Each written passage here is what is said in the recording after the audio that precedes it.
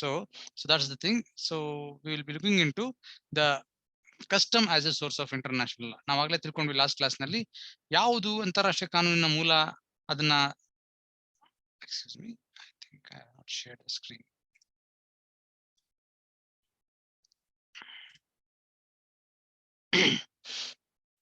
ಕಾಣಿಸ್ತಿದೆಯಾ slide? ಕಾಣಿಸ್ತಿದೇನ್ರಿ? Yes sir. Okay.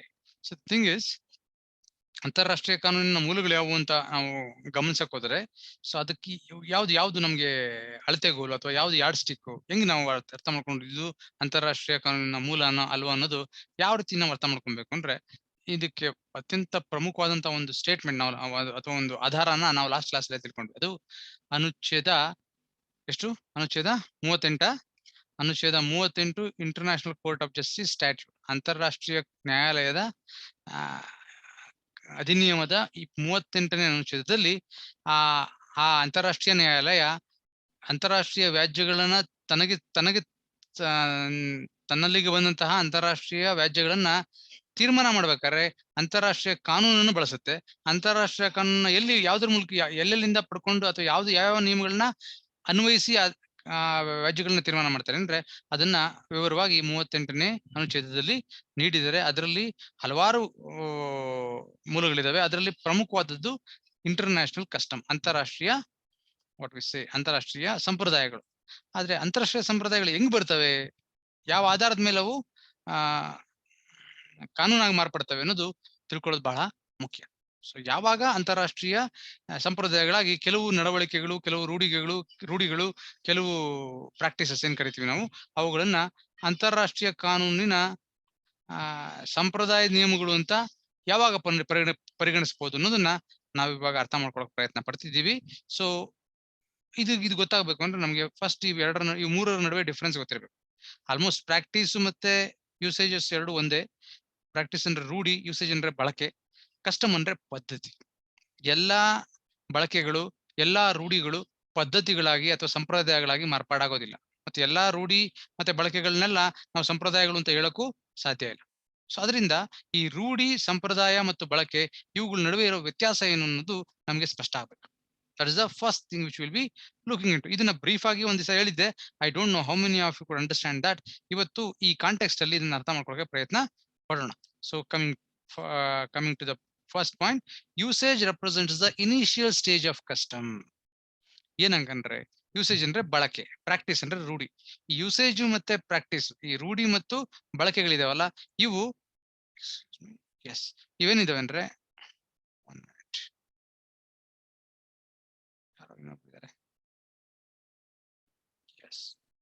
So they represent initial stage of custom. ಒಂದು ಅಂತಾರಾಷ್ಟ್ರೀಯ ಸಂಪ್ರದಾಯವಾಗಿ ಮಾರ್ಪಾಡಾಗಬೇಕು ಅಥವಾ ಅಂತಾರಾಷ್ಟ್ರೀಯ ಸಂಪ್ರದಾಯವಾಗಿ ಉದ್ಭವ ಆಗ್ಬೇಕು ಅಥವಾ ಅದು ಒಂದು ಎಮರ್ಜ್ ಆಗ್ಬೇಕು ಅಂದ್ರೆ ಅದರ ಇನಿಷಿಯಲ್ ಸ್ಟೇಜ್, ಅದರ ಪ್ರಥಮ ಹಂತ ಯಾವುದು ಅಂದ್ರೆ ಯೂಸೇಜ್ ಅಂಡ್ ಪ್ರಾಕ್ಟೀಸಸ್.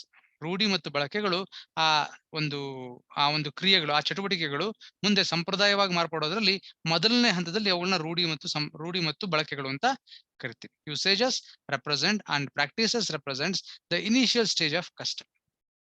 ಅದು ಪ್ರಥಮವಾಗಿ ಅಲ್ಲಿ ಕಾಣಿಸ್ತೀವಿ ನಮ್ಗೆ, ಅದರ ಮೊದಲ ಹಂತ. So custom begins where usage becomes general ಅಂತೀವಿ. ಯಾವಾಗ ಅಲ್ಲಿ ಸಂಪ್ರದಾಯ ಶುರು ಆಗುತ್ತೆ ಅಂದ್ರೆ ಯಾವಾಗ ಬಳಕೆ ಸಾಮಾನ್ಯ ಆದಾಗ. ಸಾಮಾನ್ಯ ಅಂದ್ರೆ ಎಲ್ಲರೂ ಅದನ್ನ ಪಾಲನೆ ಮಾಡ್ತಿದ್ದಾರೆ, ಅವಾಗ ಯೂನಿಫಾರ್ಮ್ ಹಾಕಂತೀವಿ. ಯೂನಿಫಾರ್ಮ್ ಯಾರು ಹಾಕೊಂತಾರೆ? ಪ್ರತಿ ಮಂಗಳವಾರ, ಗುರುವಾರ ಎಲ್ಲರೂ ಹಾಕೊಂತಾರೆ. That is general uniform. ಎಲ್ಲರಿಗೂ ಇರುವಂತಹ ಯೂನಿಫಾರ್ಮ್. ಒಂದ್ 10 ಜನ ಹಾಕಂತಾರೆ, ಮಿಗದವ್ರು ಹಾಕಂತಾರೆ ಅಂದ್ರೆ ಅದು ಯೂನಿಫಾರ್ಮ್ ಆಗಿಲ್ಲ. ಜನರಲ್ ಅಂದ್ರೆ ಸಾಮಾನ್ಯವಾಗಿ ಎಲ್ಲರೂ ಮಾಡುವಂಥದ್ದು. ಅಲ್ಲಿ ಇಲ್ಲಿ ಎಕ್ಸೆಪ್ಷನ್ಸ್ ಬರ್ಬೋದು, ನೋಡ್ತೀವಿ. ಪ್ರಿನ್ಸಿಪಾಲ್ ಹೇಳ್ತಾರೆ, ಅವ್ರು ಹೊರಗೆ ಹಾಕ್ತಾರೆ ಯೂನಿಫಾರ್ಮ್ ಹಾಕಲಿಲ್ಲ ಅಂತ. ಆದ್ರೆ ಸಾಮಾನ್ಯವಾಗಿ ಎಲ್ಲರೂ ಅದನ್ನ ಆ ಒಂದು ರೂಢಿ ಅಥವಾ ಬಳಕೆನ ಎಲ್ಲರೂ ಮಾಡ್ತಾ ಇದ್ದಾರೆ ಅಂದ್ರೆ ಅವಾಗ ಆ ರೂಢಿ ಅಥವಾ ಆ ಬಳಕೆ ಇದೆಯಲ್ಲ, ಅದು ಕೇವಲ ರೂಢಿ ಅಥವಾ ಬಳಕೆ ಆಗಿ ಉಳಿಯೋದಿಲ್ಲ. ಅವಾಗೇನಾಗುತ್ತೆ, ಅದು ಕಸ್ಟಮ್ ಆಗಿ ಪರಿವರ್ತನೆಗೊಳ್ಳುತ್ತೆ. ಅವಾಗ ಸಂಪ್ರದಾಯ ಅಲ್ಲಿಂದ ಶುರು ಆಗುತ್ತೆ, ಅಲ್ಲಿಂದ ಪ್ರಾರಂಭ ಆಗುತ್ತೆ. ಸೊ ಕಸ್ಟಮ್ ಬಿಗಿನ್ಸ್, ಸಂಪ್ರದಾಯ ಪ್ರಾರಂಭ ಆಗುತ್ತೆ ಎಲ್ಲಿಂದ? Where usage becomes general, where practice becomes general. ಎಲ್ಲಿ ಯೂಸೇಜ್ ಅಂದ್ರೆ ಬಳಕೆ, ಪ್ರಾಕ್ಟೀಸ್ ಅಂದ್ರೆ ರೂಢಿ. ಈ ರೂಢಿ ಮತ್ತು ಬಳಕೆಗಳು ಯಾವಾಗ ಸಾಮಾನ್ಯವಾಗ್ತವೆ ಅಂದ್ರೆ ಎಲ್ಲರೂ ಅದನ್ನು ಪಾಲನೆ ಮಾಡ್ತಾರೆ, ಆ ರೂಢಿ ಅಥವಾ ಬಳಕೆನ ಎಲ್ಲರೂ ಮಾಡ್ತಾರೆ. ಅವಾಗ ಅದು ಕೇವಲ ರೂಢಿ ಅಥವಾ ಬಳಕೆಯಾಗಿ ಉಳ್ಕೊಳ್ಳೋದಿಲ್ಲ, ಅದು ಸಂಪ್ರದಾಯವಾಗಿ ಮಾರ್ಪಾಡಾಗುತ್ತೆ. So that is the beginning of custom. So usage represents the initial stage. ಬಳಕೆ ಪ್ರಥಮ ಹಂತ, ಎಲ್ಲಿ ಸಂಪ್ರದಾಯವಾಗಿ ಮಾರ್ಪಾಡಾಗೋದ್ರಲ್ಲಿ ಇರುವಂತಹ ಪ್ರಥಮ ಹಂತ ಯೂಸೇಜ್. ಅದು ಎಲ್ಲಿ ಯಾವಾಗ ಒಂದು ಕಸ್ಟಮ್ ಸಂಪ್ರದಾಯವಾಗಿ ಮಾರ್ಪಾಡಾಗುತ್ತೋ ಯಾವಾಗ ಆಗುತ್ತೆ ಅಂದ್ರೆ ಆ ಬಳಕೆ ಅಥವಾ ರೂಢಿ ಸಾರ್ವತ್ರಿಕವಾದಾಗ, ಸಾಮಾನ್ಯವಾದಾಗ, ಎಲ್ಲರೂ ಅದನ್ನ ಪಾಲನೆ ಮಾಡ್ತಾ ಇದ್ದಾರೆ ಅಂದ್ರೆ ಅವಾಗ ಆ ಬಳಕೆ ಅಥವಾ ರೂಢಿ ಸಂಪ್ರದಾಯದ ಒಂದು ಸ್ಥಾನನ ಪಡ್ಕೊಳ್ಳುತ್ತೆ. ಮುಂದುವರಿತಾ, usage is an international habit of action not at received full legal attestation ಅಂತಾರೆ. ಅಂದ್ರೆ ಯೂಸೇಜ್ ಅಂದ್ರೆ ಏನು ಅಂದ್ರೆ ಹೆಂಗಿರ್ತದೆ ಅಂದ್ರೆ ರಾಷ್ಟ್ರಗಳ ಬಳಕೆಗಳು, ತುಂಬಾ ರಾಷ್ಟ್ರಗಳು ಬಳಸ್ತಾ ಇರ್ಬೋದು, ಅಥವಾ ಕೆಲವೇ ರಾಷ್ಟ್ರಗಳು ಬಳಸ್ತಾ ಇರ್ಬೋದು. Usage is an international habit ಅಂತೀವಿ. ಅವು ಅಂತಾರಾಷ್ಟ್ರೀಯ ಒಂದು ಹ್ಯಾಬಿಟ್ ಅಂದ್ರೆ ರೂಢಿಗಳು. ಆ ಹ್ಯಾಬಿಟ್ ಅಂದ್ರೆ ನಾವು ಏನ್ ಕರಿತೀವಿ, ಚಟ ಅನ್ನೋದಾಗಲ್ಲ, ಸರೋಗಲ್ಲ, ಹವ್ಯಾಸ ಅಂತ ಕೊಡ್ರಿ, ಆ ಹವ್ಯಾಸಗಳಾಗ್ಬಿಡುತ್ತೆ. International habit of action. ಆ ರಾಷ್ಟ್ರಗಳು ಹೆಂಗ್ ನಡ್ಕೊಂತವೆ, ಈ ಬೇರೆ ಬೇರೆ ಪರಿಸ್ಥಿತಿಗಳಲ್ಲಿ ಬೇರೆ ಬೇರೆ ರೀತಿ ನಡ್ಕೊಳ್ಳುತ್ತೆ ರಾಷ್ಟ್ರಗಳು. ಅವು ಯಾವ ರೀತಿ ನಡ್ಕೊಂತವೆ ಅನ್ನೋದು ಕೆಲವು ಸತಿ ಹವ್ಯಾಸ ಆಗ್ಬಿಡುತ್ತೆ. ಹಿಂಗೇ ನಡ್ಕೊಂತವೆ ಎಲ್ಲ ಒಂದೇ ತರದ ಸನ್ನಿವೇಶದಲ್ಲಿ ರಾಷ್ಟ್ರಗಳೆಲ್ಲ ಒಂದೇ ರೀತಿ ನಡ್ಕೊಳಕ್ ಶುರು ಮಾಡ್ತವೆ ಗಿವನ್ ಸಿಚುವೇಶನ್. ಆದ್ರೆ ಅವು ಇನ್ನೂ ಅಷ್ಟರ ಮಟ್ಟಕ್ಕೆ ಸಾಮಾನ್ಯ ಆಗಿಲ್ಲ, ಅಷ್ಟರ ಮಟ್ಟಕ್ಕೆ ಸಾರ್ವತ್ರಿಕವಾಗಿಲ್ಲ. ಯಾಕೆಂದ್ರೆ ಇನ್ನು ಇನಿಷಿಯಲ್ ಸ್ಟೇಜ್ ಇದೆ ಅಥವಾ ಇನ್ನು ಡೆವಲಪ್ಮೆಂಟ್ ಸ್ಟೇಜ್ ಇದೆ, ಅದನ್ನು ಬೆಳವಣಿಗೆ ಆಗ್ತಾ ಇದೆ. ಆದ್ರಿಂದ ಅದನ್ನ ಇನ್ನೂ ಅಂತಾರಾಷ್ಟ್ರೀಯ ಸಮುದಾಯ ಅದಕ್ಕೆ ಪೂರ್ಣ ಕಾನೂನಿನ ಒಂದು ದೃಢೀಕರಣ, ಕಾನೂನಿನ ನಿಯಮದ ದೃಢೀಕರಣ ಇನ್ನೂ ಅಂತಾರಾಷ್ಟ್ರೀಯ ಸಮುದಾಯ ಅವ್ರಿಗೆ ಅಂತಹ ರೂಢಿ ಮತ್ತು ಬಳಕೆಗಳಿಗೆ ಕೊಟ್ಟಿರೋದಿಲ್ಲ. ಅವಾಗ ಅದು ಕೇವಲ ಬಳಕೆ ಅಥವಾ ರೂಢಿಯಾಗೆ ಉಳಿದಿರ್ತವೆ. ಯಾವಾಗ ಸಾಮಾನ್ಯವಾಗುತ್ತೋ ಅಂತಾರಾಷ್ಟ್ರೀಯ ಸಮುದಾಯದಲ್ಲಿ ರಾಷ್ಟ್ರಗಳೆಲ್ಲ ಏನಂತವೆ ಅನ್ಕೊಂತವೆ, what they feel that yes this is a rule, we should obey. ಇವು ಇನ್ನೂ ಚೆನ್ನಾಗಿ ಹೆಂಗ್ ಅರ್ಥ ಆಗುತ್ತೆ ಅಂದ್ರೆ, ವಿಲ್ ಡಿಸ್ಕಸ್ ಫ್ಯೂ ಕೇಸಸ್. ಇಲ್ಲಿ ಲೋಟಸ್ ಕೇಸ್ ಅಂತ ಒಂದು ಕೇಸ್ ಇದೆ, ಮತ್ತೆ ಬ್ಯಾಂಕ್ ಹಬಾನಾ ಕೇಸ್ ಅಂತ ಎರಡು ಕೇಸ್ ಇದೆ, ಬಹಳ ಫೇಮಸ್ ಕೇಸಸ್. ಅವುಗಳನ್ನ ನಾವು ಅವುಗಳನ್ನ ಓದ್ತಾ ಈ ಯಾವ ರೀತಿ ಈ ಸಂಪ್ರದಾಯಗಳು ಅಲ್ಲ ಆ ರೂಢಿ ಮತ್ತು ಬಳಕೆಗಳು ಸಂಪ್ರದಾಯವಾಗಿ ಮಾರ್ಪಾಡ್ತವೆ ಅನ್ನೋದನ್ನ ಇನ್ನೂ ಸ್ಪಷ್ಟವಾಗಿ ನಮ್ಗೆ ಅರ್ಥ ಆಗುತ್ತೆ. ಇವೆಲ್ಲ ಥಿಯರಿಟಿಕಲ್ ಡಿಸ್ಕಷನ್, ಸೈದ್ಧಾಂತಿಕವಾಗಿ ಹೆಂಗಾಗುತ್ತೆ ಅನ್ನೋದು ನಾವೀಗ ತಿಳ್ಕೊಳ್ಳೋಕೆ ಪ್ರಯತ್ನ ಪಡ್ತಿದೀವಿ. ಯೂಸೇಜಸ್ ಮೇ ಬಿ ಕಾನ್ಫ್ಲಿಕ್ಟ್, ಅದು ಒಂದೊಂದು ಪ್ರಮುಖವಾದ ಅಂಶ. ಈ ಕೇವಲ ಬಳಕೆಗಳು ಅಥವಾ ಕೇವಲ ರೂಢಿಗಳಿದಾವಲ್ಲ, ಅವುಗಳು ಒಂದು ರಾಷ್ಟ್ರ ಮತ್ತು ಇನ್ನೊಂದು ರಾಷ್ಟ್ರದ ನಡುವೆ ವಿಭಿನ್ನತೆ ಇರ್ತದೆ, ಅಥವಾ ಅವುಗಳ ನಡುವೆ ತಿಕ್ಕಾಟ ಇರ್ತದೆ, ಕ್ಲಾಶ್ ಇರ್ತದೆ. ಒಂಥರ ಹೇಳ್ತಾರೆ, ಇನ್ನೊಂದು ತರ ಹೇಳ್ತಾರೆ. ಅವಾಗ ಅಲ್ಲಿ ಮಾಡ್ತೀವಿ, ಅದು ಬರೀ ಬಳಕೆಯಾಗಿ ಉಳಿಯುತ್ತೆ ಅಥವಾ ರೂಢಿಯಾಗಿ ಉಳಿಯುತ್ತೆ ಹೊರತು ಅದು ಸಂಪ್ರದಾಯವಾಗಿ ಮಾರ್ಪಡಲ್ಲ. ಸಂಪ್ರದಾಯವಾಗಿ ಹೋಗಂದ್ರೆ ಎಲ್ಲಾ ರಾಷ್ಟ್ರಗಳು ಅದನ್ನೇ ಎಲ್ಲರೂ ಅಂದ್ರೆ ಎಲ್ಲರೂ ಅಲ್ಲ, ಆಲ್ಮೋಸ್ಟ್ ಸಾಮಾನ್ಯವಾಗಿ ಎಲ್ಲರೂ ರಾಷ್ಟ್ರಗಳು ಇದನ್ನ ಪಾಲನೆ ಮಾಡಿದ್ರೆ ಅವಾಗ ಅದು ಕಸ್ಟಮ್ ಆಗ್ತದೆ. ಕೆಲವು ರಾಷ್ಟ್ರಗಳು ಒಂದು ರೀತಿ ಪಾಲನೆ ಒಂದು ನಿಯಮನ ಪಾಲನೆ ಮಾಡ್ತವೆ, ಇನ್ನೊಂದಷ್ಟು ರಾಷ್ಟ್ರಗಳು ಬೇರೆ ಇನ್ನೊಂದು ರೀತಿ ನಿಯಮಗಳನ್ನ ಪಾಲನೆ ಮಾಡ್ತಾರೆ. ಎರಡು ನಿಯಮಗಳಿಗೆ ತದ್ವಿರುದ್ಧವಾಗಿದ್ರೆ ಅವಾಗ ಅವು ಕೇವಲ ಯೂಸೇಜ್ ಬಳಕೆಗಳು ಅಥವಾ ರೂಢಿಗಳಾಗಿ ಉಳಿತವೆ ಹೊರತು ಅವು ಅಂತಾರಾಷ್ಟ್ರೀಯ ಸಂಪ್ರದಾಯವಾಗಿ ಮಾರ್ಪಾಡ್ ಆಗೋದಿಲ್ಲ. That is what we should know. ಮುಂದುವರಿತಾ, custom must be unified and there is absolutely there is not going to be conflict and there should be self consistent. ಈ ಸಂಪ್ರದಾಯಗಳು ಹೆಂಗಿರ್ಬೇಕು ಅಂದ್ರೆ they are going to be unified, ಏಕೀಕೃತವಾಗಿರ್ಬೇಕು, ಎಲ್ಲ ಕಡೆ ಒಂದೇ ಇರಬೇಕು. ಮತ್ತೆ ಅಂಡ್ ಸೆಲ್ಫ್ ಕನ್ಸಿಸ್ಟೆಂಟ್ ಅಂದ್ರೆ ಪರಸ್ಪರ ಹೊಂದಿಕೆ ಇರಬೇಕು. ಎಕ್ಸಾಕ್ಟ್ ಆಗಿ ಒಂದೇ ಇಲ್ದಿದ್ರು ತದ್ವಿರುದ್ಧವಾಗಿರಬಾರ್ದು, ಅಪೋಸಿಟ್ ಆಗಿರ್ಬೋದು, ಇನ್ಕನ್ಸಿಸ್ಟೆಂಟ್ ಆಗಿರಬಾರ್ದು. ಅವಾಗ ಮಾತ್ರ ಅದು ಸಂಪ್ರದಾಯ ಆಗುತ್ತೆ. ಸಂಪ್ರದಾಯ this custom must be unified, ಒಂದೇ ರೀತಿ ಎಲ್ಲರೂ ಪಾಲನೆ ಮಾಡಬೇಕು ಆ ನಿಯಮನ. ಮತ್ತೆ ಸೆಲ್ಫ್ ಕನ್ಸಿಸ್ಟೆಂಟ್ ಇರಬೇಕು, ಒಂದಕ್ಕೆ ಕ್ಲಾಶ್ ಇರೋದಿಲ್ಲ ಆ ಸಂಪ್ರದಾಯ ರೂಢಿ ಬಳಕೆಗಳು. ಅವಾಗ ರೂಢಿ ಬಳಕೆಗಳು ಏನಾಗುತ್ತೆ, ಸಂಪ್ರದಾಯವಾಗಿ ಮಾರ್ಪಾಡುತ್ತೆ. ಇಲ್ದಿದ್ರೆ ಅವು ಕೇವಲ ರೂಢಿಯಾಗಿ ಅಥವಾ ಬಳಕೆಯಾಗಿ ಉಳಿತವೆ. Okay, so this is with respect to the difference between custom, practice and usages. ಇವಾಗ ಮುಂದುವರಿತಾ ನಾವು ಮತ್ತೆ ಜ್ಞಾಪಿಸ್ಕೊಬೇಕು, ಅನುಚ್ಛೇದ 38 ಏನ್ ಹೇಳುತ್ತೆ ಅಂದ್ರೆ, it says that international court of justice while settling the disputes which are submitted to it, ತನ್ನ ಹತ್ರ ತಂದಂತಹ ವ್ಯಾಜ್ಯಗಳನ್ನ ಅಂತಾರಾಷ್ಟ್ರೀಯ ನ್ಯಾಯಾಲಯ ತೀರ್ಮಾನ ಮಾಡ್ಬೇಕು ಅಂದ್ರೆ ಅದು ಯಾವ ಅಂಶಗಳನ್ನ ಗಮನಿಸಬೇಕು, ಯಾವ ಕಾನೂನನ್ನ ಅನ್ವಯಿಸುತ್ತೆ ಅಂದ್ರೆ ಅವುಗಳಲ್ಲಿ ಒಂದು international customs as evidenced by the general practice of the states ಅಂತಾರೆ. ಇಂಟರ್ನ್ಯಾಷನಲ್ ಕಸ್ಟಮ್ಸ್ ಅಂತಾರಾಷ್ಟ್ರೀಯ ಸಂಪ್ರದಾಯಗಳು ಎವಿಡೆನ್ಸ್ಡ್ ಬೈ, ಅವಕ್ಕೆ ಸಾಕ್ಷಿ ಹೆಂಗಿದೆ ಅಂದ್ರೆ evidenced by the general practice of states. ರಾಷ್ಟ್ರಗಳು general practice or general usage, ಸಾಮಾನ್ಯ ಬಳಕೆ, ಸಾಮಾನ್ಯ ರೂಢಿ, ಆ ರೂಢಿಗಳನ್ನ ಗಮನಿಸಿಕೊಂಡು ಅವು ಅಂತಾರಾಷ್ಟ್ರೀಯ ಮಟ್ಟದಲ್ಲಿ ಸಂಪ್ರದಾಯಗಳಾಗಿ ಮಾರ್ಪಾಡಾಗಿದ್ದಾವ ಇಲ್ವಾ ಅಂತ ತೀರ್ಮಾನ ಮಾಡಿ ಸಂಪ್ರದಾಯವಾಗಿ ಮಾರ್ಪಾಡಾಗಿದ್ರೆ ಆ ಅಂತಾರಾಷ್ಟ್ರೀಯ ಸಂಪ್ರದಾಯ ನಿಯಮಗಳನ್ನ ಬಳಸ್ಕೊಂಡು ಆ ಅಂತಾರಾಷ್ಟ್ರೀಯ ನ್ಯಾಯಾಲಯ ತನ್ನ ಮುಂದೆ ಬಂದಂತಹ ಪ್ರಕರಣಗಳನ್ನ ಇತ್ಯರ್ಥ ಮಾಡೋಕೆ ಅವಕಾಶ ಇದೆ.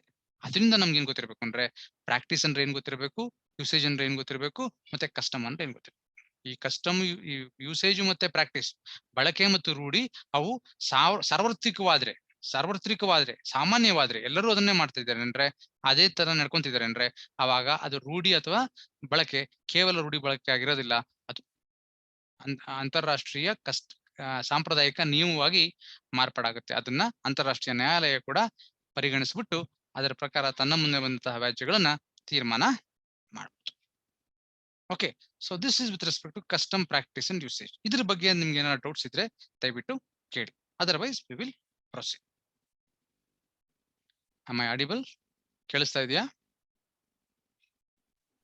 S sir. ಅರ್ಥ ಆಗ್ತಿದೇನ್ರಿ? ಅರ್ಥ ಆಗ್ತಿದ್ಯಾ ಎಲ್ಲರಿಗೂ? ಅರ್ಥ ಆಗ್ಲಿಲ್ಲ ಅಂದ್ರೆ ದಯವಿಟ್ಟು ಕೇಳ್ಬೇಕು, ಮಾತಾಡಲ್ಲನ್ರಿ ನಿಮ್ class. This is the only class where students won't open their mouth. Last year ಹೇಳಿದೆ ನಿಮ್ಗೆ, this is the only class where we feel so bad. ಏನ್ ಪಾಠ ಮಾಡಕ್ ಯಾಕೆ ಮಾಡ್ತಿದೀನಿ ಅನ್ಸುತ್ತೆ, because you people don't participate. ಅಲ್ಲಿ ಏನ್ ಮಾಡೋರೋ ಏನು ಒಬ್ರು ಯಾರು ಕೇಳಲ್ಲ ಹೇಳಲ್ಲ, ಮಾಡಾರ ಮಾಡ್ರಿ ಹೋದ್ರೆ ಹೋಗ್ಲಿ ಅನ್ನಂಗಿರುತ್ತೆ. ಇಟ್ಸ್ ಓಕೆ, ನಾವು ಹಂಗೆ ಪಾಠ ಮಾಡವಲ್ವಾ? It's all right. So crystallisation of document customary rules from usages and practices. ಯಾವ ರೀತಿ ಈ ಅಂತಾರಾಷ್ಟ್ರೀಯ ಮಟ್ಟದಲ್ಲಿ ಕಸ್ಟಮರಿ ರೂಲ್ಸ್ ಹೆಂಗ್ ಬರ್ತವೆ ಅನ್ನೋದನ್ನ ಇವಾಗ ಕ್ರಿಸ್ಟಲೈಸೇಷನ್ ಅಂದ್ರೆ ಸ್ಫಟಿಕೀಕರಣಗೊಳ್ಳೋದು. ಸ್ಫಟಿಕೀಕರಣ ಅಂದ್ರೆ ಟೇಕಿಂಗ್ ಪರ್ಟಿಕ್ಯುಲರ್ ಶೇಪ್. ಅವು ಸಂಪ್ರದಾಯ ನಿಯಮಗಳಾಗಿ ರೂಪಾಂತರ ಹೆಂಗ್ ಉಂಟವೆ, ರೂಪಾಂತರಗೊಳ್ಳೋದು ಅಂದ್ರೆ ಟೇಕಿಂಗ್ ಶೇಪ್, ಒಂದು ರೂಪನ ಪಡ್ಕೊಳ್ಳೋದು.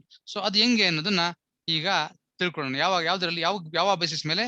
From usages and practices of States in the following areas. ಹೇಳ್ರಿ ಮಂಜುನಾಥ್. ಸರ್, ಎರಡು ರಾಷ್ಟ್ರಗಳ ನಡುವೆ ಒಂದು ಒಪ್ಪಂದ ಆಗಿರ್ತೈತೆ ಸರ್. ಅದು ಆ ಎರಡು ರಾಷ್ಟ್ರದೊಳಗಡೆ ಇವಾಗ ಲೀಡರ್ ಜೊತೆ, ಇವಾಗ ಫಾರ್ ಎಕ್ಸಾಂಪಲ್ ಅಂತಂದ್ರೆ ನಮ್ ನರೇಂದ್ರ ಮೋದಿ ಮತ್ತು ಇಸ್ರೇಲ್ ದೇಶದ ಪ್ರಧಾನಿ ಬೆಂಜಮಿನ್ ನೆತನ್ಯಾಹು ನಡುವೆ ಒಂದು ಅಗ್ರಿಮೆಂಟ್ ಆಗಿರ್ತೈತೆ ಸರ್. ಅವಾಗ ನೆಕ್ಸ್ಟ್ ನಮ್ ನರೇಂದ್ರ ಮೋದಿ ಅವ್ರು ಏನ್ ಮಾಡ್ಬಿಡ್ತರು, ಇವಾಗ ಈ ಎರಡು ದೇಶಗಳ ನಡುವೆ ಒಂದು ಅಗ್ರಿಮೆಂಟ್ ಆಗಿರ್ತೈತಿ. ನರೇಂದ್ರ ಮೋದಿ ಅವರು ಕೆಳಗಿಳಿದ ತಕ್ಷಣ ಬೇರೆ ಯಾರೋ ಬಂದ್ರು. ಸೊ ಅವಾಗ ಏನ್ ಮಾಡ್ಬಿಡ್ತದ, ಅವಾಗ ಈ ನಮ್ ದೇಶದ ಲೀಡರ್ ಏನೈತಲ್ಲ, ಯಾವ ನರೇಂದ್ರ ಮೋದಿ ಅವ್ರು ಮಾಡ್ಕೊಂಡಿರ್ತಕ್ಕಂತ ಆ ದೇಶಗಳ ನಡುವೆ ಒಪ್ಪಂದನ ಹಿಂದಕ್ ತಕೊಳಕ್ ಬರಲ್ಲ ಸರ್? ಕರೆಕ್ಟ್. ಅದನ್ನ ನಾವು ಮುಂದಕ್ಕೆ ಹೋಗ್ತೀವಿ. ಇದು ಅಂತಾರಾಷ್ಟ್ರೀಯ ಒಪ್ಪಂದಗಳ ಬಗ್ಗೆ ಮಾತಾಡ್ತಿದ್ರಿ ನೀವು. ಅಂತಾರಾಷ್ಟ್ರೀಯ ಒಪ್ಪಂದಗಳ ಬಗ್ಗೆ ನಾವು ಮುಂದಕ್ಕೆ, ಈ ಎರಡನೇ ಪ್ರಮುಖವಾದಂತಹ source, treaty as A source of international. ಅಂತಾರಾಷ್ಟ್ರೀಯ ಒಪ್ಪಂದಗಳು ಅಂತಾರಾಷ್ಟ್ರೀಯ ಕಾನೂನಿನ ಮೂಲಗಳಾಗಿ ಯಾವ ರೀತಿ ಪರಿಣಮಿಸ್ತವೆ ಅನ್ನೋದನ್ನ ನಾವು ನೋಡ್ತೀವಿ. ನೀವು ಕೇಳಿದ ಕ್ವಶನ್ಗೆ ಉತ್ತರ ಇಷ್ಟೇ. ಒಂದ್ಸತಿ ಒಂದು ಅಗ್ರಿಮೆಂಟ್ ಮಾಡ್ಕೊಂಡ್ರೆ, ಅಂತಾರಾಷ್ಟ್ರೀಯ ಮಟ್ಟದಲ್ಲಿ ನಾವು ಒಪ್ಪಂದ ಮಾಡ್ಕೊಂಡ್ರೆ ಅದನ್ನ ನಾವು ಪಾಲಿಸಬೇಕು. ಸರ್ಕಾರಗಳ ಬದಲಾವಣೆಗಳು ಅಂತ ಒಂದೇ ಕಾರಣಕ್ಕೆ ಆ ಒಪ್ಪಂದಗಳನ್ನ ಮುರಿಯಕ್ಕಾಗಲ್ಲ. ಮುರಿದ್ರೆ ಅಂದ್ಕೊಳ್ಳಿ, ಮುರಿಯಕ್ಕಾಗಲ್ಲ ಅಂತ ಹೇಳಕ್ಕಾಗಲ್ಲ ನಾನು, ಮುರಿದ್ರು ಅಂದ್ಕೊಳ್ಳಿ, ಅವಾಗ ಅದು ಅಂತಾರಾಷ್ಟ್ರೀಯ ಕಾನೂನಿನ ಉಲ್ಲಂಘನೆ ಆಗುತ್ತೆ. ಅವಾಗ ಅಂತಾರಾಷ್ಟ್ರೀಯ ಕಾನೂನಲ್ಲಿ ಹಲವಾರು ಮಾರ್ಗಗಳಿದಾವೆ, ಪರಿಹಾರೋಪಾಯಗಳಿದಾವೆ. ಆ ಪರಿಹಾರೋಪಾಯಗಳ ಪ್ರಕಾರ ಆ ಯಾವ ಇಸ್ರೇಲ್ ಅವರು ನಾವು ಒಪ್ಪಂದ ಮುರಿದ್ರು ಅಂದ್ರೆ ಭಾರತದವರು, ಅವರು ಅದಕ್ಕೆ ಪೂರಕವಾಗಿ ಕ್ರಮಗಳನ್ನ ತಗೊಂಡು ಅಂತಾರಾಷ್ಟ್ರೀಯ ಮಟ್ಟದಲ್ಲಿ ತಮಗೆ ಪರಿಹಾರಗಳನ್ನ ಪಡ್ಕೊಂಬೋದು. ಅದು ನಿಮ್ ಪ್ರಶ್ನೆಗೆ ಉತ್ತರ. ಆದ್ರೆ ಅದು ಇಲ್ಲಿ ರಿಲೆವೆಂಟ್ ಅಲ್ಲ, ಯಾಕೆಂದ್ರೆ ಇಲ್ಲಿ ಬರೋದು ಕಸ್ಟಮ್ಸ್ ಅಷ್ಟೇ. Here V will be discussing about international customs. ಅಂತಾರಾಷ್ಟ್ರೀಯ ಸಂಪ್ರದಾಯಗಳಿದ್ರೆ ಅವುಗಳು ಹೆಂಗ್ ಸಂಪ್ರದಾಯಗಳು ಬರ್ತವೆ, ಯಾವನ್ನ ನಾವು ಸಂಪ್ರದಾಯಗಳು ಅಂತ ಪರಿಗಣಿಸ್ತೀವಿ, ಯಾವನ್ನ ಕೇವಲ ರೂಢಿ ಮತ್ತೆ ಬಳಕೆಗಳು ಅಂತ ಪರಿಗಣಿಸ್ತೀವಿ, ಅದನ್ನ ನಾವೀಗ ಅರ್ಥ ಮಾಡ್ಕೊಂತಿದ್ವಿ. ಮತ್ತೆ ಯಾವಾಗ ಈ ರೂಢಿ ಬಳಕೆಗಳೇ ಸಂಪ್ರದಾಯಗಳಾಗಿ ಹೆಂಗ್ ಮಾರ್ಪಾಡಾಗ್ತವೆ, ಕ್ರಿಸ್ಟಲೈಸೇಷನ್ ಅಂದ್ರೆ ಈ ಸ್ಫಟಿಕೀಕರಣಗೊಳ್ಳೋದು, ಆ ರೂಪನ ಪಡ್ಕೊಳ್ಳೋದು. ಯಾವ ರೂಪನ?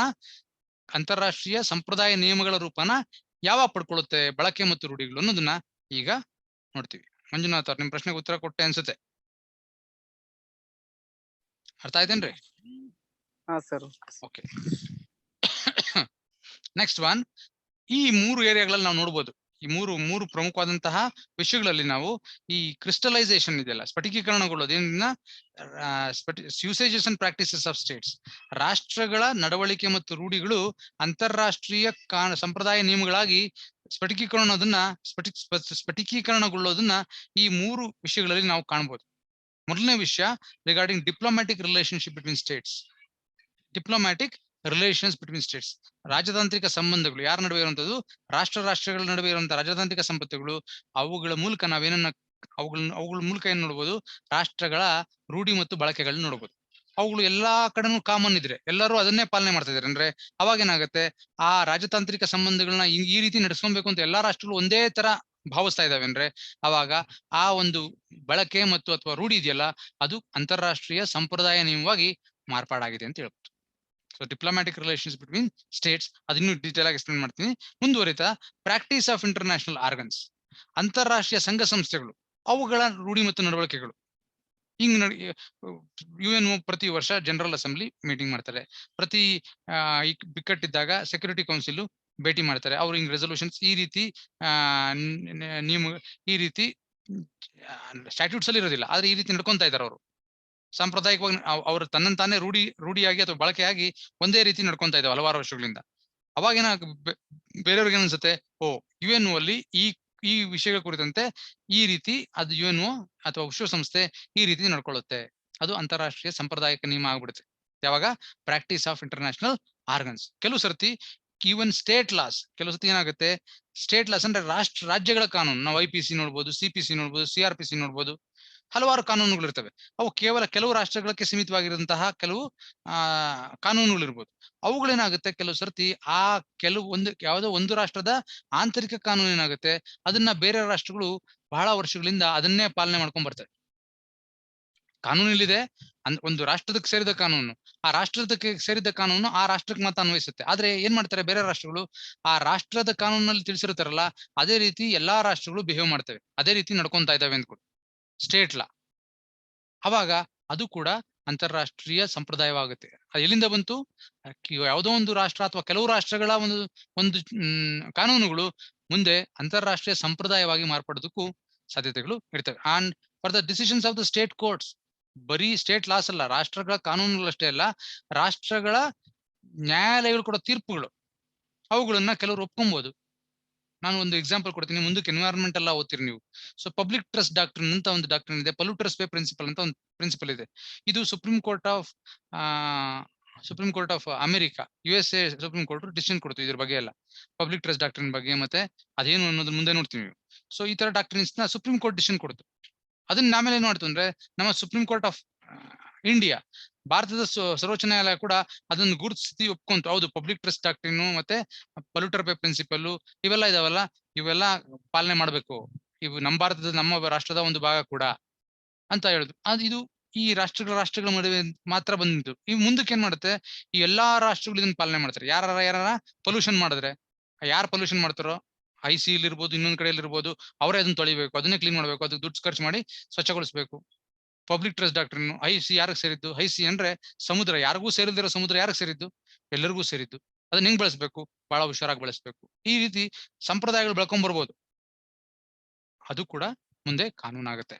So and further state military and administrative practices, ಪ್ರತಿ ರಾಷ್ಟ್ರದ ಅದರ ಮಿಲಿಟರಿ, ಅದರ ಸಶಸ್ತ್ರ ಪಡೆಗಳ ಒಂದು ನಡವಳಿಕೆಗಳಿರ್ಬೋದು, ಅಥವಾ ಅಲ್ಲಿನ ಅಡ್ಮಿನಿಸ್ಟ್ರೇಟಿವ್ ಪ್ರಾಕ್ಟೀಸಸ್, ಅಲ್ಲಿನ ಆಡಳಿತಾತ್ಮಕ ನಡವಳಿಕೆಗಳಿರ್ಬೋದು, ಇವುಗಳು ಕೂಡ ಸೋರ್ಸಸ್ ಆಫ್ ಇಂಟರ್ನ್ಯಾಷನಲ್ ಆಗ್ತವೆ.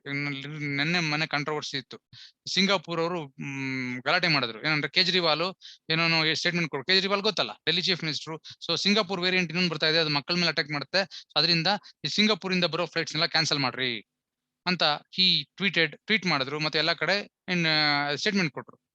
ಇದರಿಂದ ಏನಾಗುತ್ತೆ, ವ್ಯಾಪಾರ ಕುತ್ತು ಬರ್ತದೆ, ಇದರಿಂದ ಸಮಸ್ಯೆ ಆಗುತ್ತೆ. ಸಿಂಗಾಪುರ ಮತ್ತು ಭಾರತ ಬಹಳಷ್ಟು ವ್ಯಾಪಾರ ಮಾಡ್ತದೆ, ಕೋಟ್ಯಾಂತರ ರೂಪಾಯಿ ವ್ಯಾಪಾರ ದಿನ ನಡೀತದೆ, ಇಂಪೋರ್ಟ್ ಎಕ್ಸ್ಪೋರ್ಟ್, ಇದೆಲ್ಲ ಸ್ತಬ್ಧ ಆಗ್ತದೆ.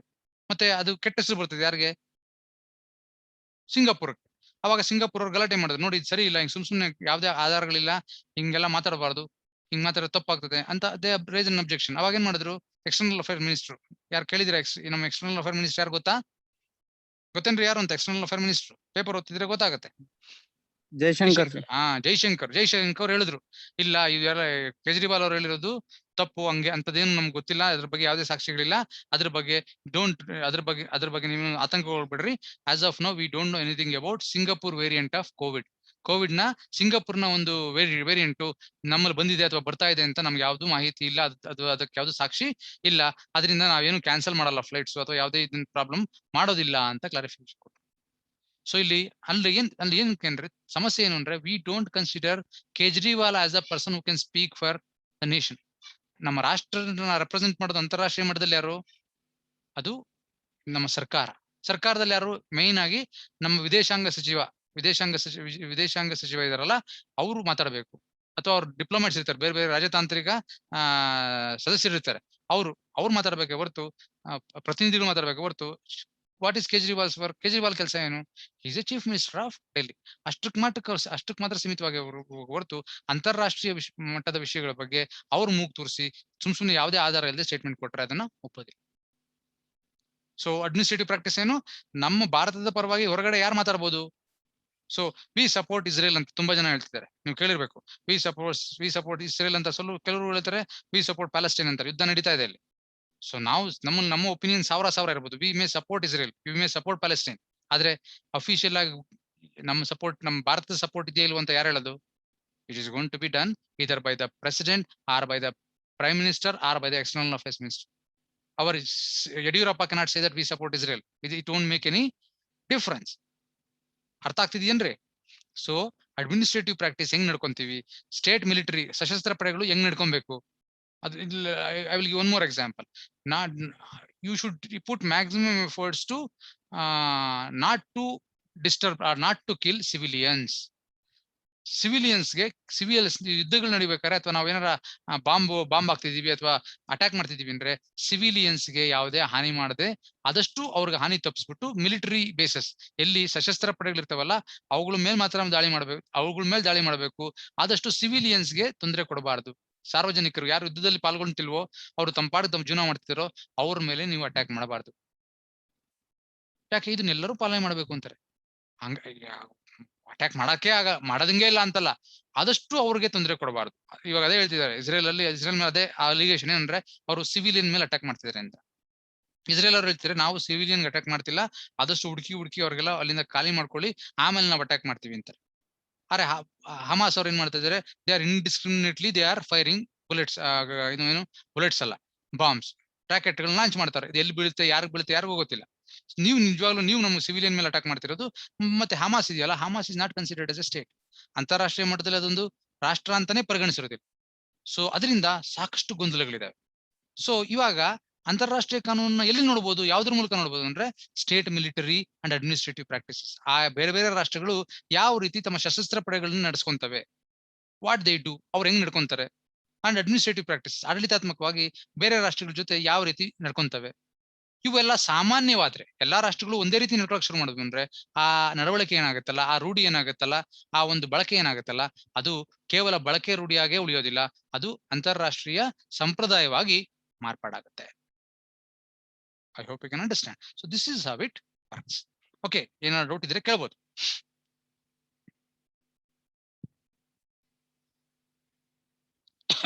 Okay, moving further, diplomatic relations ಅಲ್ಲಿ ಹೆಂಗಾಗುತ್ತೆ ಈ ಅಂತಾರಾಷ್ಟ್ರೀಯ? ಹೇಳ್ರಿ Satish. Nothing. Okay, so diplomatic relations, ರಾಜತಾಂತ್ರಿಕ ಸಂಬಂಧಗಳು. ಈ ರಾಜತಾಂತ್ರಿಕ ಸಂಬಂಧಗಳಿದ್ದಾಗ ಅವುಗಳ ಮೂಲಕ ನಾವು ಅಂತಾರಾಷ್ಟ್ರೀಯ ಮಟ್ಟದಲ್ಲಿ ರಾಷ್ಟ್ರಗಳ ಬಳಕೆ ಮತ್ತು ರೂಢಿಗಳನ್ನ ಯಾವ ರೀತಿ ಅರ್ಥೈಸ್ಕೊಬಹುದು, ಯಾವ ರೀತಿ ಅದನ್ನ ಪರಿಗಣಿಸಬಹುದು ಅನ್ನೋದನ್ನ ನೋಡೋಣ. So following are considered as evidence of usage of States. ಕೆಲವು ಕೃತಿಗಳಿದಾವಲ್ಲ, ಅವುಗಳು ಆ ರಾಷ್ಟ್ರದ ಬಳಕೆಗಳು ಅಂತ ಪರಿಗಣಿಸಲಾಗುತ್ತೆ. ಯಾವ್ಯಾವು? ಮೊದಲನೇದು acts are declaration by representatives of state. ನಾನು ಆಗ್ಲೇ ಹೇಳಿದೆ ನಿಮ್ಗೆ, ಆಕ್ಟ್ಸ್ ಆರ್ ಡಿಕ್ಲರೇಷನ್ಸ್. ಆಕ್ಟ್ಸ್ ಅಂದ್ರೆ ಕೃತ್ಯಗಳು, ಡಿಕ್ಲರೇಷನ್ಸ್ ಅಂದ್ರೆ ಕನ್ನಡದಲ್ಲಿ ಏನ್ರಿ? Can you give translation to declaration? ಘೋಷಣೆ ಮಾಡೋದು. ಸೊ ಯಾವ ರೆಪ್ರೆಸೆಂಟೇಟಿವ್ಸ್ ಅಂದ್ರೆ ಆ ರಾಷ್ಟ್ರದ ಪ್ರತಿನಿಧಿಗಳ ಘೋಷಣೆ ಮಾಡ್ತಾರಲ್ಲ, ಅಥವಾ ಅವರ ಕೆಲಸಗಳಿದಾವಲ್ಲ, ಅವುಗಳು ಯಾರ ಕೆಲಸ ಅಂತ ಪರಿಗಣಿಸ್ತೀವಿ? ಆ ರಾಷ್ಟ್ರದ ಬಳಕೆಗಳು ಅಂತ ಪರಿಗಣಿಸ್ತೀವಿ. ಪ್ರೈಮ್ ಮಿನಿಸ್ಟರ್ ಏನೋ ಒಂದು ಕೆಲಸ ಮಾಡೋದು, ಚೀಫ್ ಮಿನಿಸ್ಟರ್ ಅಲ್ಲ, ಎಕ್ಸ್ಟರ್ನಲ್ ಅಫೇರ್ಸ್ ಮಿನಿಸ್ಟರ್ ಏನೋ ಹೇಳಿದ್ರು, ಅಥವಾ ಡಿಪ್ಲೊಮ್ಯಾಟ್ಸ್ಗೆ ಹಿಂಗಿರ್ರಿ ಅಂತ ಹೇಳಿರ್ತಾರೆ, ಅಥವಾ ಪ್ರೆಸಿಡೆಂಟ್ ಏನೋ ಹೇಳಿದ್ರು, ವೈಸ್ ಪ್ರೆಸಿಡೆಂಟ್ ಏನೋ ಹೇಳಿದ್ರು. They are representatives of the state outside world. ಹೊರ ಪ್ರಪಂಚಕ್ಕೆ ನಮ್ಮ ಭಾರತನ ಪ್ರತಿನಿಧಿಸೋದು ಯಾರು ಅಂದ್ರೆ ಇವ್ರುಗಳೇ, ಅಂಡರ್ ಇಂಟರ್ನ್ಯಾಷನಲ್. ಬೇರೆಯವ್ರಿಗೆ ಹಕ್ಕುಗಳಿಲ್ವಾ? ಇದೆ, but to limited extent. In majority of the cases these are the only persons who represent India. ಯಾರು? President, prime minister, chief external affairs minister, ಮತ್ತೆ ಡಿಪ್ಲೊಮ್ಯಾಟ್ಸ್, ನಮ್ಮ ರಾಜತಾಂತ್ರಿಕ ವರ್ಗ ಅಧಿಕಾರಿಗಳು ಇರ್ತಾರಲ್ಲ, they represent India and not other people. ಅವರ ಚಟುವಟಿಕೆ, ಅವ್ರೇನೋ ಹೇಳಿದ್ರು, ಅವ್ರೇನೋ ಕೆಲಸ ಮಾಡಿದ್ರು, ಅವ್ರೇನೋ ಮಾಡಿದ್ರು, ಅಥವಾ ಅವರೇನೋ ಘೋಷಣೆ ಮಾಡಿದ್ರು. ಆ ಘೋಷಣೆ ಆಗಿರ್ಬೋದು ಅಥವಾ ಅವರ ಕೃತ್ಯಗಳಿದಾವಲ್ಲ, ಅವುಗಳು ರಾಷ್ಟ್ರದ ನಡವಳಿಕೆಗಳು, ರಾಷ್ಟ್ರದ ಒಂದು ಬಳಕೆಗಳು ಅಂತ ನಾವು ಪರಿಗಣಿಸಬಹುದು. ಎಲ್ಲಾ ರಾಷ್ಟ್ರಗಳ ಮಿನಿಸ್ಟರ್ಗಳಾಗ್ಲಿ, ಎಲ್ಲಾ ರಾಷ್ಟ್ರಗಳ ಪ್ರೆಸಿಡೆಂಟ್ಸ್ ಆಗ್ಲಿ ಒಂದೇ ತರ ನಡ್ಕೊಂತಾರೆ ಅಂದ್ರೆ ಅದೇನ್ ತೋರಿಸುತ್ತೆ ಅಂದ್ರೆ ಅಲ್ಲೊಂದು ಅಂತಾರಾಷ್ಟ್ರೀಯ ಮಟ್ಟದಲ್ಲಿ ಒಂದು ಸಂಪ್ರದಾಯ ಬೆಳೆದು ಬಂದಿದೆ ಅಂತ ತೋರಿಸುತ್ತೆ. ಸೊ ಬರೀ ರೂಢಿಯಾಗಿ ಉಳಿಯೋದಿಲ್ಲ, ಅದು ಸಂಪ್ರದಾಯವಾಗಿ ಮಾರ್ಪಾಡಾಗಿರುತ್ತೆ. I hope you can understand. ಮುಂದುವರಿತಾ, ಬೈಲ್ಯಾಟ್ರಲ್ ಟ್ರೀಟೀಸ್ ನಾವ್ ಹೇಳಿದ್ವಿ. ಬೈಲ್ಯಾಟ್ರಲ್ ಟ್ರೀಟೀಸ್ ಅಂದ್ರೆ ದ್ವಿಪಕ್ಷೀಯ ಒಪ್ಪಂದಗಳು. ಮಲ್ಟಿಲ್ಯಾಟ್ರಲ್ ಅಂದ್ರೆ ಬಹುಪಕ್ಷೀಯ ಒಪ್ಪಂದಗಳು. ಬೈಲ್ಯಾಟ್ರಲ್ ಅಂದ್ರೆ ಎರಡು ರಾಷ್ಟ್ರಗಳ ನಡುವೆ ಮಾಡ್ಕೊಳ್ಳೋ ಒಪ್ಪಂದಗಳು. ಮಲ್ಟಿಲ್ಯಾಟ್ರಲ್ ಅಂದ್ರೆ ಹಲವಾರು ರಾಷ್ಟ್ರಗಳ ಒಟ್ಟಿಗೆ ಸೇರ್ಕೊಂಡು ಒಂದು ಒಪ್ಪಂದ ಮಾಡ್ಕೊಳ್ಳೋದು. ಸೊ ಈ ಬೈಲ್ಯಾಟ್ರಲ್ ಟ್ರೀಟೀಸ್ ಇದಾವಲ್ಲ, ಅವು ಕೂಡ ದ್ವಿಪಕ್ಷೀಯ ಒಪ್ಪಂದಗಳಿದಾವಲ್ಲ, ಅವು ಕೂಡ ಆ ರಾಷ್ಟ್ರಗಳ ಅಂತಾರಾಷ್ಟ್ರೀಯ ಮಟ್ಟದಲ್ಲಿ ತಾವು ತೋರಿಸ್ಕೊಳ್ಳುವಂತಹ ನಡವಳಿಕೆ ಅಥವಾ ರೂಢಿಗಳಾಗಿರುತ್ತೆ. ಹೆಂಗ್ ನಡ್ಕೊಂತಿದಾವೆ ಆ ಟ್ರೀಟೀಸ್ ಅಲ್ಲಿ, ಆ ಒಪ್ಪಂದಗಳನ್ನ ಯಾವ ರೀತಿ ನಡೆಸ್ಕೊಂತಾ ಇದಾವೆ ಅವು. When that is considered as it is also considered as a source of evidence of usage of states. Bilateral treaties ಇಂತ ಟ್ರೀಟೀಸ್ ಮಾಡ್ಕೊಂಡಿದ್ವಿ, ಅದರ ಪ್ರಕಾರ ನಾವ್ ಹಿಂಗ್ ನಡ್ಕೊಂತಿದೀವಿ, that is a proof that it is your usage. ಈ ರೀತಿ ಎಲ್ಲಾ ರಾಷ್ಟ್ರಗಳು ಬೈಲಾಟ್ರಲ್ ಟ್ರೀಟಿ ಮಾಡ್ಕೊಂಡಿದ್ದಾವೆ. ಹಂಗಂತ ಅದರಿಂದ ಎಲ್ಲಾ ರಾಷ್ಟ್ರಗಳು ಈ ಬೈಲಾಟ್ರಲ್ ಟ್ರೀಟೀಸ್ ನ ಹಿಂಗೆ ನಡೆಸ್ಕೊಂತವೆ ಅಂದ್ರೆ that becomes a international customary rule governing bilateral treaties. ಆ ಬೈಲಾಟ್ರಲ್ ಆ ಒಪ್ಪಂದಗಳನ್ನೇ ಕೆಲವು ಕಸ್ಟಮರಿ ರೂಲ್ಸ್ ಅದನ್ನು ಗವರ್ನ್ ಮಾಡೋ ಸಂದರ್ಭಗಳು ಬರ್ತವೆ. Bilateral treaties. Next comes press releases are official statements by government. Press release ಅಂದ್ರೆ ನಾವು ನೋಡಿರ್ಬೋದು, ಪತ್ರಿಕಾ ಪ್ರಕಟಣೆ. Press release or official statements. ಅಂದ್ರೆ ಅಫಿಷಿಯಲ್ ಅಂದ್ರೆ ಕನ್ನಡದಲ್ಲಿ ಏನಂತಾರೆ, ಔಪಚಾರಿಕವಾಗಿ ನೀಡುವಂತಹ ಸ್ಟೇಟ್ಮೆಂಟ್ಸ್ ಅಂದ್ರೆ ಹೇಳಿಕೆಗಳು. ಯಾರು? ಸರ್ಕಾರದಿಂದ. ಆ ಹೇಳಿಕೆಗಳು ಮತ್ತೆ ಆ ಪತ್ರಿಕಾ ಪ್ರಕಟಣೆ ಇದೆಯಲ್ಲ, ಅವು ಕೂಡ ರಾಷ್ಟ್ರ ಯಾವ ರೀತಿ ನಡ್ಕೊಂತಿದೆ ಅನ್ನೋದರ ಒಂದು ಸಾಕ್ಷಿ ಆಗಿರುತ್ತೆ. ಎಲ್ಲಾ ರಾಷ್ಟ್ರಗಳು ಹಿಂಗೆ ನಡ್ಕೊಂತವೆ, it becomes a international custom. So ಮತ್ತೆ ಈ ಹೇಳಿಕೆ ಇರ್ಬೋದು ಮತ್ತೆ ಪ್ರೆಸ್ ರಿಲೀಸ್ ಇರ್ಬೋದು, ಇದೆಯಲ್ಲ ಇವುಗಳಲ್ಲಿ ವ್ಯತ್ಯಾಸ ಇಲ್ಲ, ಎರಡನ್ನೂ ಸಮ ಅನ್ಕೊಂತೀವಿ, ಎರಡನ್ನೂ ಈಕ್ವಲ್ ಆಗಿ ಈ ಪ್ರಾಮುಖ್ಯತೆಯನ್ನು ನಾವು ಕೊಡ್ತೀವಿ. So both written and oral conducts are of the same footing. ಅವ್ರ ಬರವಣಿಗೆ ಮೂಲಕ ಕೊಟ್ಟಿದ್ರೆ ಹೆಚ್ಚು ವ್ಯಾಲ್ಯೂ ಇದೆ, ಬರೀ ಬಾಯಲ್ ಸ್ಟೇಟ್ಮೆಂಟ್ ಕೊಟ್ಟರು ಅದಕ್ಕೆ ಕಡಿಮೆ ವ್ಯಾಲ್ಯೂ ಇದೆ ಅನ್ನೋದಿಲ್ಲ. ಒಂದ್ಸತಿ ನಮ್ಮ ಎಕ್ಸ್ಟರ್ನಲ್ ಅಫೇರ್ಸ್ ಮಿನಿಸ್ಟರ್ ಅಥವಾ ನಮ್ಮ UN ರೆಪ್ರೆಸೆಂಟೇಟಿವ್ ಏನೋ ಒಂದು ಹೇಳಿಕೆ ಕೊಟ್ರು ಅಂದ್ರೆ it is the word of Indians. ಅದು ಭಾರತೀಯರ ಧ್ವನಿ. ನಮ್ಮ ಜೈಶಂಕರ್ ಏನಾರ ಒಂದು ಸ್ಟೇಟ್ಮೆಂಟ್ ಕೊಟ್ರ, that is what India says, not what Kejriwal says or what Yediyurappa says. Yediyurappa ಏನ್ ಹೇಳಿದ್ರು ಅದಕ್ಕೆ ಬೆಲೆ ಇಲ್ಲ ಅಂತಾರಾಷ್ಟ್ರೀಯ ಮಟ್ಟದಲ್ಲಿ, ಅಥವಾ ಕೇಜ್ರಿವಾಲ್ ಹೇಳಿದ್ದಕ್ಕೂ ಅಂತಾರಾಷ್ಟ್ರೀಯ ಮಟ್ಟದಲ್ಲಿ ಬೆಲೆ ಇರೋದಿಲ್ಲ. It is something which has to come from proper channel. ಅರ್ಥ ಆಗ್ತಿದೆಯಲ್ಲ? So this is how it works. Next ones practices of international organs. ನಾನು ಆಗ್ಲೇ ಹೇಳಿದ್ನಲ್ಲ, ಹಲವಾರು ಅಂತಾರಾಷ್ಟ್ರೀಯ ಸಂಘ ಸಂಸ್ಥೆಗಳು ಬಂದಿದ್ದಾವೆ. ಅವುಗಳದೇ ಆದಂತಹ ಅಗ್ರಿಮೆಂಟ್ಸ್ ಮೂಲಕ, ಒಪ್ಪಂದಗಳ ಮೂಲಕ, ಅವುಗಳ ಒಂದು ಅಧಿನಿಯಮಗಳ ಮೂಲಕ ಅವು ಬಂದಿದ್ದಾವೆ. ಅದನ್ನ ಮೀರಿ ಕೆಲವು ಸರ್ತಿ ಆ ಅಂತಾರಾಷ್ಟ್ರೀಯ ಸಂಘ ಸಂಸ್ಥೆಗಳು ಕೆಲವು ರೀತಿ ನಡ್ಕೊಂತವೆ. ಅವು ಆ ನಡವಳಿಕೆ ಇದೆಯಲ್ಲ, ಅದು ಕನ್ಸಿಸ್ಟೆಂಟ್ ಆಗಿದ್ದು ತುಂಬಾ ದಿವಸ ಹಂಗೆ ನಡ್ಕೊಂಡು ಹೋಯ್ತು ಅಂದ್ರೆ ಆ ಒಂದು ನಡವಳಿಕೆ ಏನಾಗ್ತದೆ, ಅದೇ ಅಂತಾರಾಷ್ಟ್ರೀಯ ಮಟ್ಟದಲ್ಲಿ ಒಂದು ಸಾಂಪ್ರದಾಯಿಕ ನಿಯಮ ಆಗ್ಬಿಡುತ್ತೆ. ಎಲ್ಲೂ ಬರ್ದಿಲ್ಲಪ್ಪ ಸ್ಟ್ಯಾಟ್ಯೂಟ್ ಅಗ್ರಿಮೆಂಟ್ ಇಲ್ಲ ಅಂದ್ರೆ ಅಗ್ರಿಮೆಂಟ್ ಬೇಡ, 100 ವರ್ಷದಿಂದ ನೋಡ್ತಾ ಇದೀವಪ್ಪ ಹಂಗೇ ನಡ್ಕೊಂತ ಇದೆ ಆ ಅಂತಾರಾಷ್ಟ್ರೀಯ ಸಂಸ್ಥೆ ಅಂದ್ರೆ ಏನಾಗುತ್ತೆ, ಹಂಗೆ ನಡ್ಕೊಬೇಕು ಮುಂದಕ್ಕೂ. ಅದು ನಿಯಮ, ಅದು ಕೇವಲ ಮನಸೋ ಇಚ್ಛೆಯನ್ನು ಮಾಡೋದಲ್ಲ, ನಿಯಮ ಅಂತ ಪರಿಗಣಿಸ್ತಾರೆ. Practice of international organs. Acts or declaration of international organs lead to development of customary rules of international. Acts ಅಂದ್ರೆ ಕೃತ್ಯಗಳು, ಡಿಕ್ಲರೇಷನ್ಸ್ ಅಂದ್ರೆ ಘೋಷಣೆಗಳು. ಯಾರ್ದು? ಅಂತಾರಾಷ್ಟ್ರೀಯ ಸಂಘ ಸಂಸ್ಥೆಗಳ ಅವುಗಳ ಅಂಗಗಳು. ಅಂತಾರಾಷ್ಟ್ರೀಯ ಸಂಘ ಸಂಸ್ಥೆಗಳ ಅಂಗಗಳಿದಾವಲ್ಲ, ಅವುಗಳು ಕೊಡುವಂತಹ ಅವುಗಳ ಕೃತ್ಯಗಳು ಮತ್ತೆ ಅವು ಕೊಡುವಂತಹ ಘೋಷಣೆಗಳಿದಾವಲ್ಲ, ಅವುಗಳಿಂದನೂ ಕೂಡ ಅಂತಾರಾಷ್ಟ್ರೀಯ ಮಟ್ಟದಲ್ಲಿ ಸಾಂಪ್ರದಾಯಿಕ ನಿಯಮಗಳು ಬೆಳೆಯೋದಕ್ಕೆ ಸಾಧ್ಯ ಇದೆ. ಮುಂದುವರಿತಾ ಅದಕ್ಕೊಂದು ಎಕ್ಸಾಂಪಲ್ ನಾವೇನ್ ನೋಡ್ತೀವಿ ಅಂದ್ರೆ ICJ, the way in which ICJ used to conduct. ನಮ್ಮ ಇಂಟರ್ನ್ಯಾಷನಲ್ ಕೋರ್ಟ್ ಆಫ್ ಜಸ್ಟಿಸ್ ಯಾವ ರೀತಿ ನಡ್ಕೊಳ್ಳುತ್ತೆ ಅನ್ನೋದನ್ನ ಅನ್ನೊಂದಕ್ಕೊಂದು ಉದಾಹರಣೆ ಅಂದ್ರೆ ICJ has been recognizing the role of power of ILO in regulating internationally the conditions of labour. ಅಂತಾರಾಷ್ಟ್ರೀಯ ಮಟ್ಟದಲ್ಲಿ ನಮ್ಮ ಕಾರ್ಮಿಕರ ಒಂದು ಕೆಲಸ ಮಾಡೋ ಒಂದು ಜಾಗದಲ್ಲಿ ಅವರ ಪರಿಸ್ಥಿತಿ ಹೆಂಗಿರ್ಬೇಕು, ಅವ್ರಿಗೆ ಎಷ್ಟು ವೇಜಸ್ ಕೊಡಬೇಕು, ಮಿನಿಮಮ್ ವೇಜಸ್ ಎಷ್ಟು, ಪೇಮೆಂಟ್ ವೇಜಸ್ ಹೆಂಗ್ ಕೊಡಬೇಕು, ಮತ್ತೆ ಎಷ್ಟು ಅವರ್ ಕೆಲಸ ಮಾಡ್ಸಕ್ ಅವಕಾಶ ಕೊಡಬೇಕು, ಮತ್ತೆ ಅವ್ರಿಗೆ ಆರೋಗ್ಯದ ಏನ್ ಫೆಸಿಲಿಟೀಸ್ ಕೊಡಬೇಕು, ಇದ್ರ ಬಗ್ಗೆ ಎಲ್ಲ ಅಂತಾರಾಷ್ಟ್ರೀಯ ಮಟ್ಟದಲ್ಲಿ ಕೆಲವು ಸ್ಟ್ಯಾಂಡರ್ಡ್ಸ್ ನ ಹೇಳ್ಬೋದು. ಈ ಅಂತಾರಾಷ್ಟ್ರೀಯ ಮಟ್ಟದಲ್ಲಿ ಈ ಗುಣಮಟ್ಟಗಳನ್ನ ನಿಗದಿಪಡಿಸೋ ಅಧಿಕಾರ ಯಾರಿಗಿದೆ? ಅದ್ರ ಬಗ್ಗೆ ಗೊಂದಲಗಳಿದ್ರು ಇವಾಗ ಇಂಟರ್ನ್ಯಾಷನಲ್ ಕೋರ್ಟ್ ಆಫ್ ಜಸ್ಟಿಸ್ ಏನ್ ಮಾಡ್ತಂದ್ರೆ ಅದು ತುಂಬಾ ದಿವಸದಿಂದ ಇದನ್ನ ಮನ್ನಣೆ ಕೊಡ್ತಾ ಬಂತು. ಏನು ಅಂದ್ರೆ ಈ ಎಲ್ಲಾ ವಿಷಯಗಳಲ್ಲಿ ತೀರ್ಮಾನ ತಗೊಳ್ಳೋದು ಅಥವಾ ಆ ಒಂದು ಗುಣಮಟ್ಟನ ನಿಗದಿಪಡಿಸೋ ಒಂದು ಅಧಿಕಾರ ಯಾರಿಗಿದೆ ಅಂದ್ರೆ ಅದು ಅಂತಾರಾಷ್ಟ್ರೀಯ ಕಾರ್ಮಿಕ ಸಂಸ್ಥೆ ILO, ಇಂಟರ್ನ್ಯಾಷನಲ್ ಲೇಬರ್ ಆರ್ಗನೈಸೇಷನ್ಸ್ಗೆ ಇದೆ. ಇದೇನಾಗ್ತದೆ, ಈ ಅಂತಾರಾಷ್ಟ್ರೀಯ ಕಾರ್ಮಿಕ ಸಂಸ್ಥೆಗೆ ಈ ಅಧಿಕಾರ ಇದೆ ಅಂತ ಈ ಇಂಟರ್ನ್ಯಾಷನಲ್ ಕೋರ್ಟ್ ಆಫ್ ಜಸ್ಟಿಸ್ ಯಾವ ರೀತಿ ಹೇಳ್ತು ಅಂದ್ರೆ ಅದನ್ನ ನಾವು ರೆಕಗ್ನೈಸ್ ಮಾಡ್ತಾ ಬಂದಿದ್ದೀವಿ ತುಂಬಾ ವರ್ಷದಿಂದ. It has been recognizing the role and powers of international labour organisations in regulating the condition of labour international. ಅಂತಾರಾಷ್ಟ್ರೀಯ ಮಟ್ಟದಲ್ಲಿ ಲೇಬರ್ ಕಂಡೀಷನ್ಸ್ ಅಂದ್ರೆ ಕಾರ್ಮಿಕರ ಸ್ಥಿತಿಗತಿಗಳನ್ನ ನಿಗದಿಪಡಿಸೋ ಒಂದು ಅಧಿಕಾರ ಯಾರಿಗಿದೆ? ILO ಹೋಗಿದೆ ಅಂತ ಹೇಳ್ಕೊಂಡ್ ಬಂದಿದೆ. ಅದರಿಂದ ಏನಾಗುತ್ತೆ, ರಾಷ್ಟ್ರಗಳಿಗೆಲ್ಲ ಮುಂದಕ್ಕೆ ಏನ್ ಗೊತ್ತು, ಅದರಿಂದ ಏನಾಗುತ್ತೆ, ಅಂತಾರಾಷ್ಟ್ರೀಯ ಮಟ್ಟದ ಒಂದು ಕಾನೂನು ಉಗಮ ಆಯ್ತು. ಏನು ILO ಏನ್ ಹೇಳುತ್ತೋ ಆ ಲೇಬರ್ ಸ್ಟ್ಯಾಂಡರ್ಡ್ಸ್ ನ ಫಾಲೋ ಮಾಡಬೇಕು. ಆ ಸ್ಟ್ಯಾಂಡರ್ಡ್ ನ ಆ ಒಂದು ಗುಣಮಟ್ಟನ ನಿಗದಿಪಡಿಸೋ ಅಧಿಕಾರ ಈ ಸಂಸ್ಥೆಗೆ ಇದೆ ಅನ್ನೋದು ಒಂದು ಕಸ್ಟಮರಿ ರೂಲ್ ಆಗಿ ಮಾರ್ಪಾಡಾಗುತ್ತೆ. ಎಲ್ಲೂ ಸ್ಪೆಸಿಫಿಕ್ ಆಗಿ ಹಿಂಗೆ ಮಾಡ್ಲೇಬೇಕು, ಎಲ್ಲ ಫಾಲೋ ಮಾಡ್ಬೇಕು ಅಂತಲ್ಲ. ಅರೆ ನ್ಯಾಯಾಲಯ ಅದನ್ನ ಒಪ್ಕೊಂತು ಅಂದ್ರೆ ಬೇರೆಯವ್ರ ಜನರು ಒಪ್ಕೊಂತಾರೆ ಸಾಮಾನ್ಯವಾಗಿ. ಅದರಿಂದ ಏನಾಗುತ್ತೆ, ಅದೊಂದು ಕಸ್ಟಮರಿ ರೂಲ್ ಆಗಿ ಮಾರ್ಪಾಡ್ ಆಗ್ಬೋದು. Okay, so this is an example. ಮುಂದುವರಿತಾ, so state laws and decisions of state courts and state military and administrative practices. ಇದರ ಬಗ್ಗೆ ಆಗಲೇ ಸಾಕಷ್ಟು ಹೇಳಿದೆ ನಾನು.